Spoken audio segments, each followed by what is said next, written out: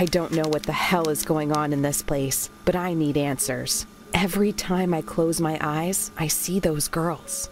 Am I going insane? Inspired by old-school staples of the genre, like Resident Evil and Alone in the Dark, Tormented Souls is a tank controls-driven survival horror game made by Dual Effect and Abstract Digital. In Tormented Souls, the story opens up with our heroine, Caroline Walker, mentioning that she's received a letter, which in it is a photograph of two twin girls. This gives Caroline a monster headache, so she decides to visit the address on the back for reasons. Fast forward a couple of weeks later, and Caroline arrives at the mansion-turned-hospital, only to then get bonked upside the head. Waking up a while later, she finds herself stripped down and hooked up to a ventilator, featuring full frontal nudity that you'll have to play if you want to witness for yourself. Oh, and also somebody's taken her eye, by the way. Not exactly the best way to wake up from a little nap. Finding the front doors locked, there's no better time than the present to start piecing together clues as to what's up with the hospital, all these weird-ass monsters wandering around, and whatever happened to those twins featured in the photo during the opening cutscene. Gee, I wonder who it could be. Starting off, as to be expected, you'll be doing a lot of running around a big spooky mansion filled with nasty monsters and limited paths to go at first. It's very much a Resident Evil situation here, including a lot of back and forth while opening up new avenues to explore as the plot unfolds and objectives are completed. How to go about them can be discovered from numerous journals scattered throughout the environment, as well as gleaned from character interactions and occasionally messages sprawled on the wall, which perhaps should be taken more seriously than not at all, as in my case. Oh, okay, I guess I'm dead. In all seriousness, the rate at which you unlock new wings to the mansion is rather well paced, and whilst there is some backtracking to be had, it's not to an obnoxious degree. Usually it's done in service of making it feel like you're making substantial progress whenever you do come back to access some previously inaccessible area. It mostly keeps the player falling forwards and advancing at such a rate as to not feel like anywhere gets too comfortable, even making previously safe spaces filled with monsters after significant story beats in some cases. The interconnectivity comes into full swing around about the time that you get to the reception room, since once you've got the right keys and the paths are cleared out, then you can rather quickly get from one end of the map to the other. Tormented Souls also stays faithful to the staple survival horror movement system of tank controls, so you can choose contextual directional movement based on the camera position when using the analog sticks, you know, if you're a filthy casual. This has the intended result of making the combat feel a little sluggish and unresponsive, including noticeable cooldown periods after attacking before being able to act again or move to get out of the way of enemies. Fortunately, there is the ability to dodge, which insofar as I can tell, does include iframes. This can lead to some pretty clutch evasive maneuvers to negate incoming damage. However, it is worth keeping in mind that some enemies may have attacks that last long enough to hit you if you don't back out of their range entirely. There's also only the one difficulty setting, which can be a little rough since some of the nastier enemies can be pretty difficult to deal with, which we'll talk about a little bit more in depth later, but suffice to say that in survival horror games, I hate ranged enemies.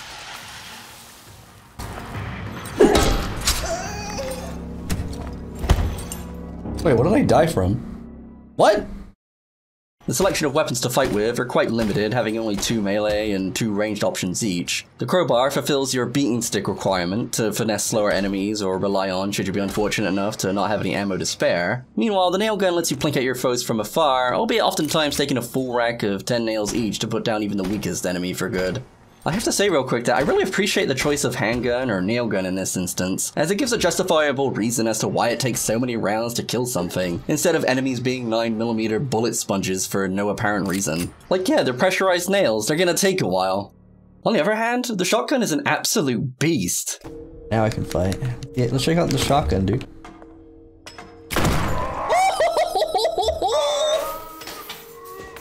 I love the janky nature of it, being a makeshift pipe gun that loads shells one at a time, brings substantial drawback to its absurd power. Well, that is unless you open the menu to reload it instantly instead of going through its lengthy animation. The final missable weapon is another favorite, as it zaps enemies to the ground, letting Caroline push them around and out of the way with ease, like they weigh nothing at all. It just doesn't get old to me.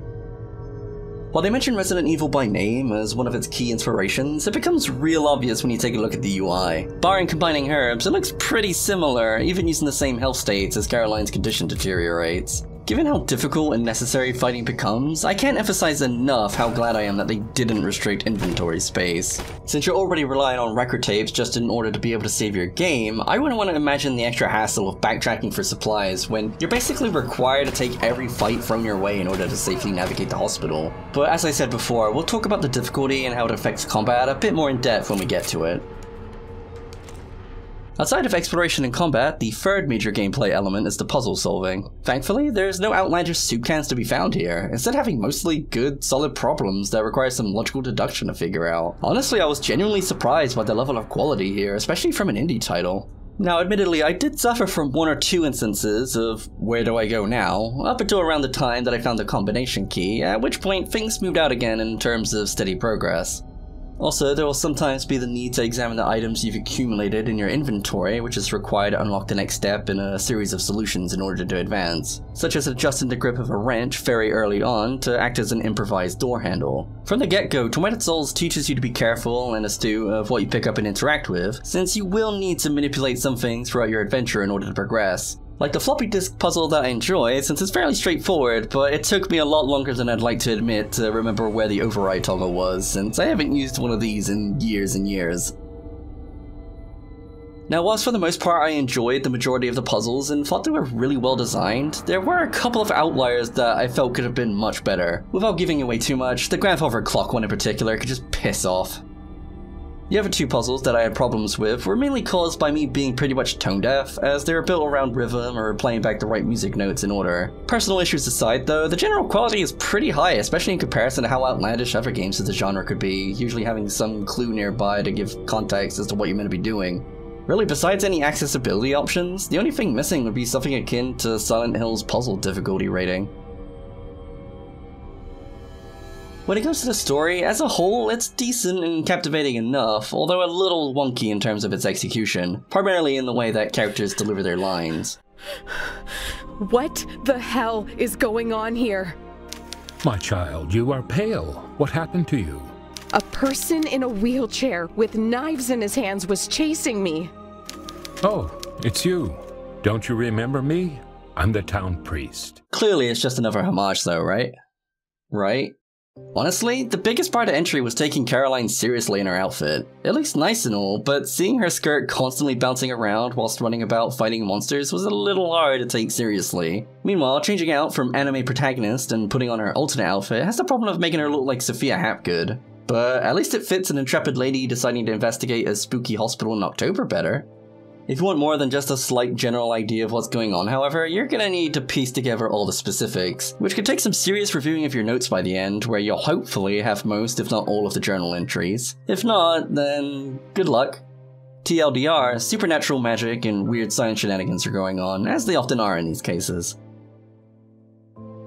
Whether the story works for you or not, the atmosphere at the very least is sufficiently spooky and tense, especially whenever you're left running around in the dark, given that Caroline is incapable of doing something as inconceivable as holding both a nail gun and a lighter at the same time. Tormented Souls instead divvies these up into fight or flight sections, forcing you to run away until you can find some candles to light up so Caroline can have her hands free to defend herself.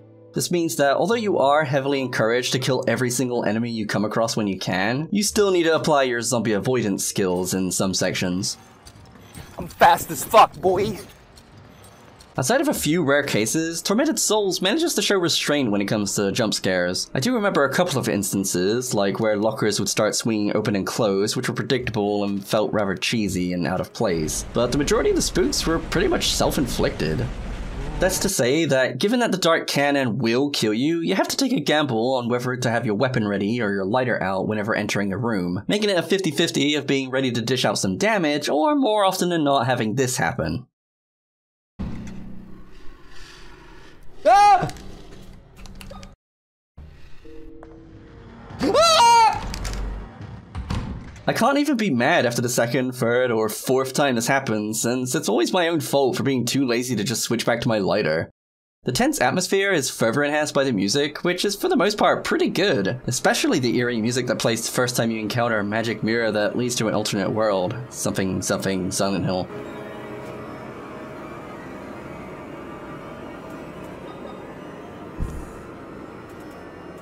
Then there's the main hall and safe room scores, which were simply easy to listen to, and offered some small reprise from the suspense of the rest of the hospital.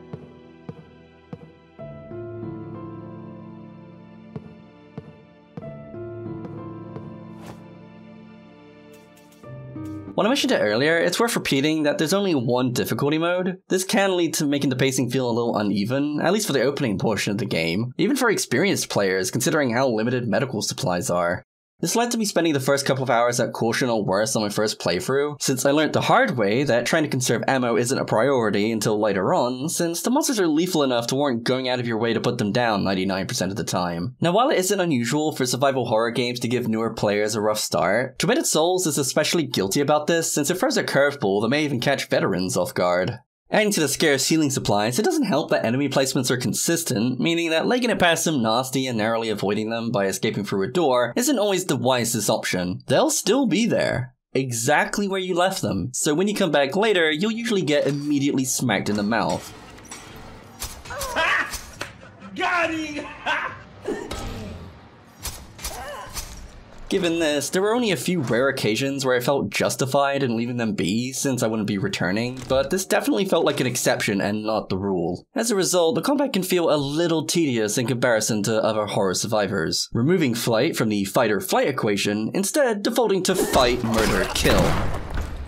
Part of me wants to say that the developers may have realized this, since there seems to be just enough supplies to get by on throughout the game. Although it will be a bit tight if you go out of your way to indiscriminately slay every abomination that crosses your path, but if you do, then it does seem to handle that delicate balancing act well enough to keep it tense but ultimately doable, especially if you get your Freeman on and make judicious use of crowbar to the head to finish downed enemies.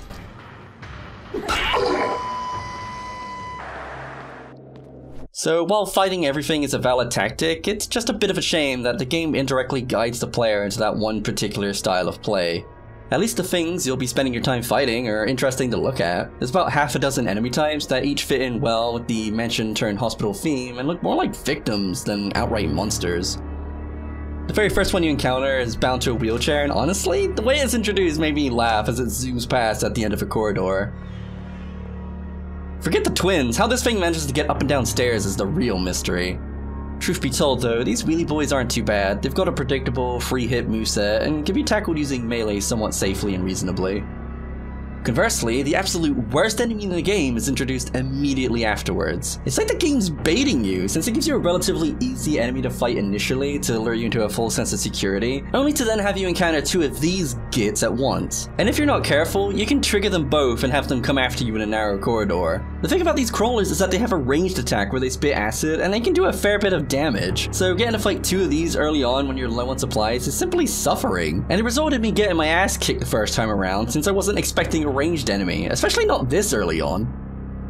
After restarting and having the knowledge that they aren't playing around, I fared a bit better, but it still wasn't great. You may say just to avoid them, but good luck trying to dodge their attacks while using tank controls and having the camera constantly shifting around, usually ending up in cheap hits. As a result, I don't feel bad dedicating a shotgun blast to each of these guys whenever they show up. They're simply that annoying. Now while not nearly as frustrating, I do wonder why these guys trapped to beds take so many hits to kill. They mainly serve as roadblocks until you either switch on the power or get a means of fighting in the dark to defend yourself, but taking this many hits feels a touch unnecessary when they can't even fight back. I'm just bullying the poor thing. Anyway, besides the first two, monsters are introduced at a reasonable rate, since after the first couple of hours getting comfortable with the last few enemy types, new ones start showing up just around the time that they feel like the norm. I distinctly remember thinking to myself at one point that I hadn't seen a new enemy in a while, then literally turned a corner to meet one that has a weird special attack that reminds me of the allotrope move from Hylics. Meanwhile, there's another enemy that looks more like a specimen from Killing Floor. Actually, now that I think about it, the player character even uses a crowbar and nail gun, as well as being able to tank some fat hits from enemies. So, Caroline is clearly a berserker. Tripwire, Tormented Souls crossover when? The only real exception to the enemy designs being pretty rad would have to be the ghost that shows up about halfway through the game to serve the role as discount nemesis. I think this flying ghost is meant to be a bloated corpse, but honestly, it just looks like the Michelin Man to me. And whilst it's unkillable, it's so easily avoided that it's not even a real threat. You can either bait out its attack that has a 5-year wind-up time, or cheese it by doubling back through whatever door you entered from whenever you hear the area music change, since it'll simply despawn. It's kind of anticlimactic really, but okay. Oh, and while we're still talking about the enemies, the AI can be a little lobotomized when it comes to pathfinding, which, I mean, is at least thematic? Granted, they only get caught in terrain very rarely. I think it's mainly just this gate in the upstairs hall that gives them trouble. As for the animations though, they can be a bit wonky on both ends. In Caroline's case, she gets frozen in place whenever operating a lift, which only looks further out of place given how floaty her dress can be otherwise. Meanwhile, on the other hand, enemies will look pretty jank when moving while taking damage, resulting in them awkwardly sliding forwards. On a technical level, there are a few quality of life changes that I would like to see included. For starters, having the map open to the current floor instead of the first floor by default, no matter where you are in the building, which, whilst a minor issue, it quickly builds up in frustration when you're having to constantly swap back and forth every few rooms to get your bearings. Also, as far as I could tell, there's no way of changing controls, only controller schemes, and likewise, the options as a whole are very limited with only a few graphical changes available. Finally, I would have really liked it if Caroline moved her head to look at objects that she can interact with, like James from Silent Hill 2. As it is, you have to rub your face up against some stuff for prompts to appear, and even then it doesn't always work. Or hell, sometimes it'd even give a prompt to interact with something that's not even there, like it did here in the basement. I have no idea what that's about, but as a result, sometimes you'll miss out on that health kit you badly need or some other critical item. I know she only has one eye, so her perception can't be that good, but come on. It's worth mentioning that the puzzles and gameplay involving a more, shall we say, casual interaction with time and space were probably my personal standout moments. Up until then, it felt a little generic or safe, but once that concept was introduced, I found it a lot more compelling. Stepping through a mirror to enter a rusted otherworld with actions mirroring one another reminded me a lot of Darkseid, except not rubbish. Incorporating puzzles with Caroline going back and forth between them was also included in such a way as to not be annoying, since it's only a short distance from one to the other. You can also track down a second melee weapon if you look hard enough, which I cannot emphasize enough is absolutely worth it.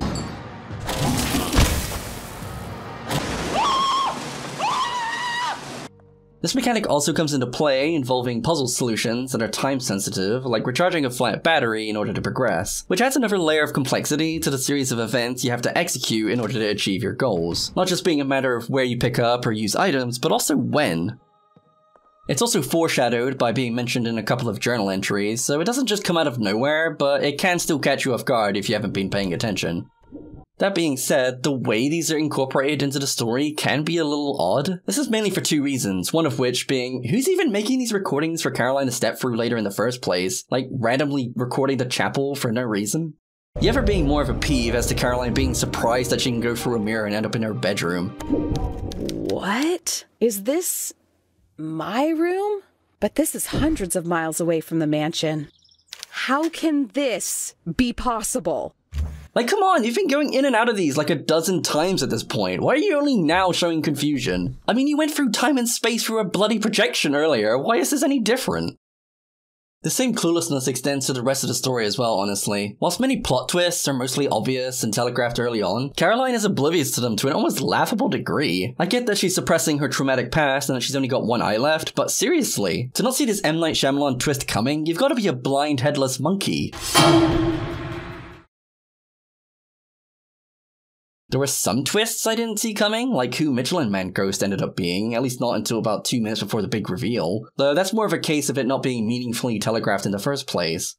Outside of everything else, the end boss is a little disappointing. It looks interesting and serves as a cool set piece, but the mechanics are too straightforward. Once you figure out what to do, it's hardly even a skill check. Simply do this basic procedure on 3 things to defeat the ultimate bad guy and you're done. Meanwhile, the boss itself is a big static enemy that shoots projectiles that, as long as you're running at a moderate pace, has basically no chance of hitting you. It's a bit of a shame, but doesn't ruin the overall experience for me, it just felt a bit underwhelming, really. The same could be said for the endings, with all 3 being very brief, and the bad ending being very bad, as in not very good, whilst the other 2 are just kind of poorly executed. It's not enough to undermine the whole experience and story, which overall I do think is rather competent and enjoyable in its own right, they just could have been a bit more fulfilling. In conclusion, Tormented Souls is a love letter to the survival horror genre and games that it openly admits to drawing inspiration from, all the while managing to make itself its own standout edition that isn't too derivative. The story isn't exactly groundbreaking, but it's engaging enough, and the inclusion of tricky but logical puzzles is more than welcome.